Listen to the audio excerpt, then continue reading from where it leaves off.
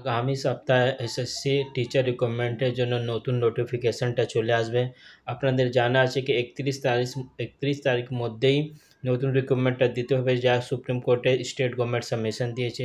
কিন্তু এর মাঝখানে একটা নিউজ পাওয়া যাচ্ছে কি হতে পারে যারা ইন সার্ভিস টিচার ছিল ওদের কাছে এক্সপিরিয়েন্সে বেস করে কিছু এক্সট্রা মার্কসটা ওদেরকে দেওয়া হবে।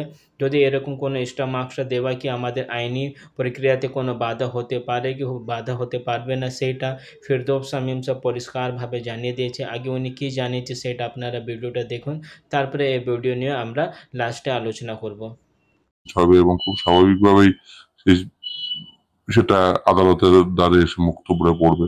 কারণ সকলকে আমাদের দেশে রাইট টু এমপ্লয়মেন্ট বলে কিছু নেই, চাকরির অধিকার নেই, চাকরিতে সমান সুযোগের অধিকার রয়েছে। Equal opportunity in public employment, এটা হচ্ছে ফান্ডামেন্টাল রাইট, এটা হচ্ছে মৌলিক অধিকার। রাইট টু এমপ্লয়মেন্ট নেই, অর্থাৎ প্রত্যেককে চাকরি দিতেই হবে সরকারকে বাধ্যতামূলক ভাবে, আমাদের দেশে আইনে সেটা নেই। ওটা হলে আমি খুশি হতাম যে প্রত্যেককে বাধ্যতামূলক ভাবে চাকরি দিতে হবে, প্রত্যেককে বাধ্যতামূলক ভাবে অন্য সংস্থানের ব্যবস্থা করতে হবে, ওটা হলে সব থেকে বেশি আমি খুশি হতাম। কিন্তু দুর্ভাগ্য হলেও সত্য, এটা এখনো পর্যন্ত ভারতবর্ষের আইনে নেই। ভারতবর্ষের সংবিধানে এই মৌলিক অধিকার বর্ণিত রয়েছে যে ভারতবর্ষের প্রতিটি নাগরিকের চাকরি সংক্রান্ত বিষয়ে সমান সুযোগের অধিকার রয়েছে। সেই ক্ষেত্রে আপনি ধরুন একটি ছেলে যে 2016 সালে বঞ্চিত হয়েছে ডিউ টু কারাপশন, আরেকটি ছেলে সে চাকরি পেয়েছে, তাকে আপনি অ্যাডভান্টেজিয়াস পজিশনে রাখবেন, আরেকটি ছেলে যে বঞ্চিত হলো সে ডিপ্রাইভড হয়েই থাকবে, এটা তো হতে পারে না। ফলে এই দুটোর মধ্যে সাম্যতা প্রয়োজন।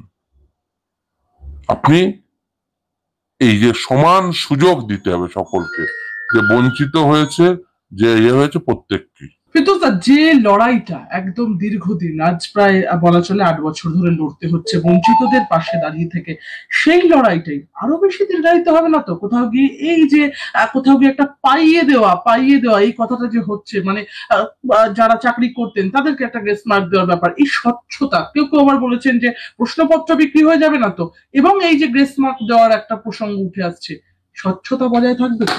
দেখুন, আমাদের প্রত্যেককেই ভিজিল্যান্ট থাকতে হবে, সমাজের প্রতিটি মানুষকে। তার কারণ বর্তমানে যারা সরকারে রয়েছে তারা দুর্নীতিগ্রস্ত।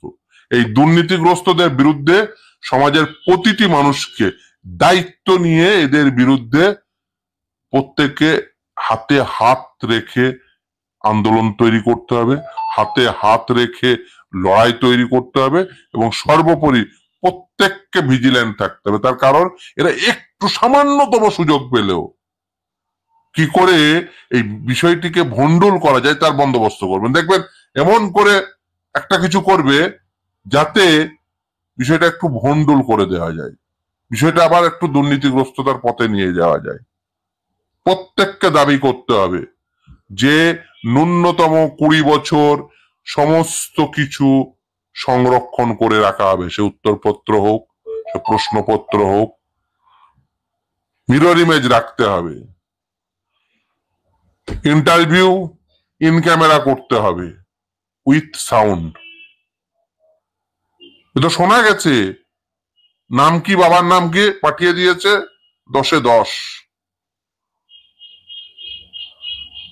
আর যাদেরকে জিজ্ঞাসা করেছে, যারা প্রকৃত উত্তর দিয়েছে, যারা সত্যি সত্যি ইন্টারভিউ ফেস করে যারা অত্যন্ত ভালো মার্কস পাওয়ার কথা ছিল, যাদের একাডেমিক কোয়ালিফিকেশন অত্যন্ত ভালো, প্রফেশনাল কোয়ালিফিকেশন অত্যন্ত ভালো, তাদের ইন্টারভিউ কম মার্কস দেওয়া হয়েছে। যে ছেলেরা এই ওয়েটিং লিস্টে আছে, যারা ইভেন নিচের দিকে আছে, তাদের দেখবেন নাম্বার তুলনায় ভালো, professional qualification, educational qualification better, তাদের রিটেনে ইভেন পারফরমেন্সও ভালো, যেগুলো করাপশন করেছে সেগুলো বাদ দিয়ে, অথচ তাদের ইন্টারভিউ নাম্বার কম।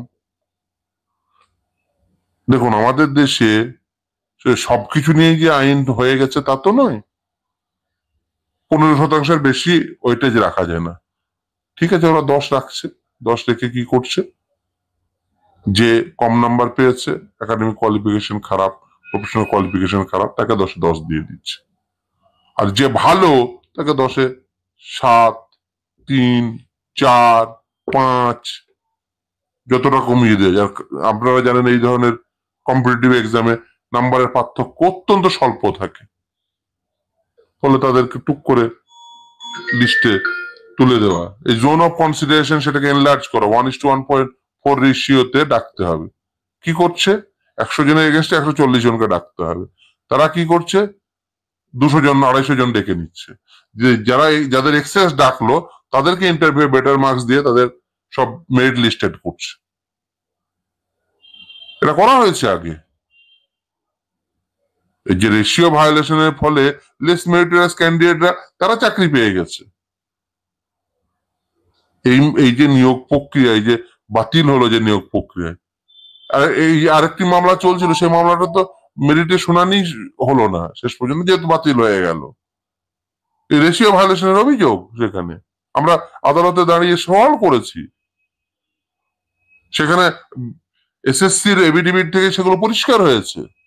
মানে এই দুর্নীতি যেগুলো ধরা পড়েছে এর বাইরেও অনেক দুর্নীতি রয়েছে, যে শুধুমাত্র সাদা খাতা আর ওই ওএমআর শিটের মার্কস ম্যানিপুলেশন না, ratio violation, reservation policy maintain করা হয়নি, বহুস্তরীয় দুর্নীতি।